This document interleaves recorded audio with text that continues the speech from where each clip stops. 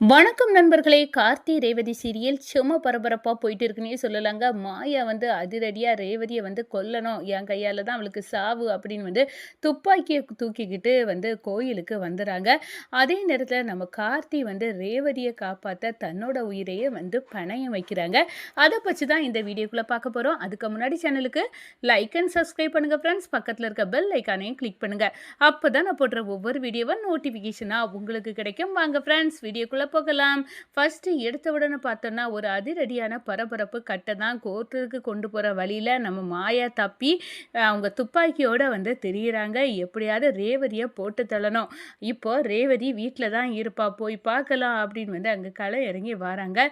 இந்த சைடு பார்த்தோம்னா நம்ம ரேவதி வந்து நம்ம ராஜா கிட்ட வந்து வ அனுமதி வாங்கிறாங்க. இன்னைக்கு வந்து நீ என் கூட தான் இன்னைக்கு ஒரு நாள் ஃபுல்லா வந்து ஸ்பெண்ட் பண்ணணும். அப்படி வந்து எனக்காக நீ என் கூட இருப்பியா? அப்படின்னு வந்து கேட்க நேரம், நம்ம ராஜாவும் சரி உன் கூடவே நான் இருப்பேன் அப்படின்னு வந்து சொல்லிறாங்க.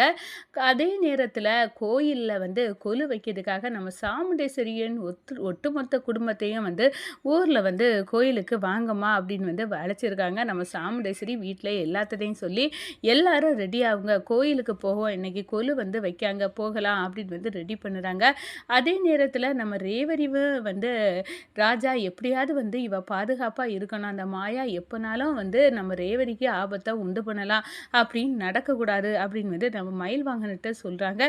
இந்த பாருங்க ரேவதிய வந்து நம்ம பார்த்துக்கிடணும். ஏன்னா அந்த மாயா கோர்ட்டுக்கு கொண்டு போற வழியில போலீஸ் கஸ்டடியிலேருந்து தப்பிட்டா. இப்போ அவ கண்டிப்பா ரேவதிய கொல்லணும்னு தான் வந்து திரிவா. இது பயங்கர ஆபத்து.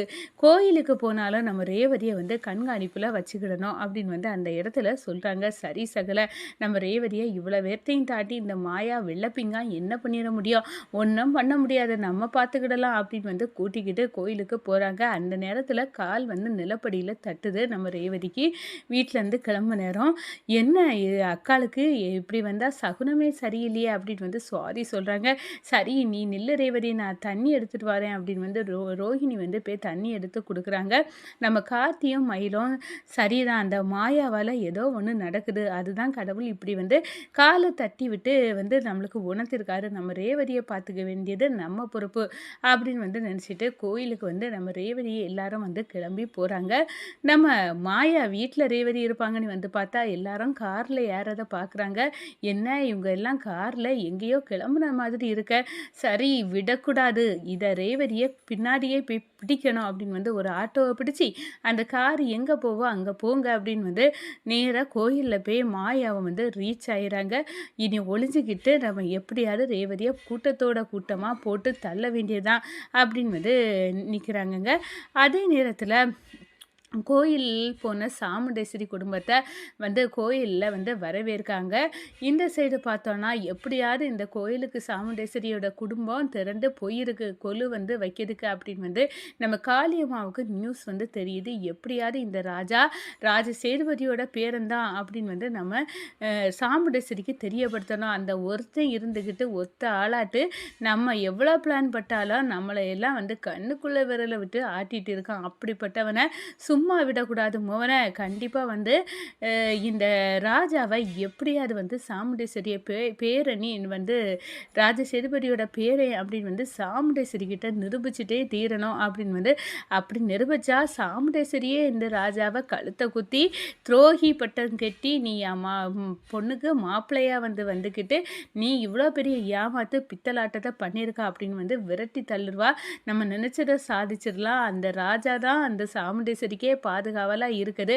அவனை துரத்திட்டோன்னா சாமுண்டேஸ்வரி சாம்ராஜ்யத்தை அழிச்சு நம்ம கண்ட்ரோலில் கொண்டு வந்த ஈஸி.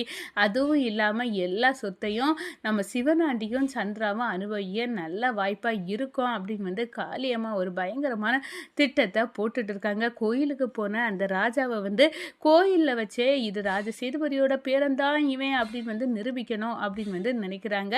அதே நேரம் கோயிலில் மாயா வந்து துப்பாக்கியை வச்சுக்கிட்டு எப்படா வந்து நான் போட்டு தள்ள முடியும் இந்த இந்த ரேவதிய.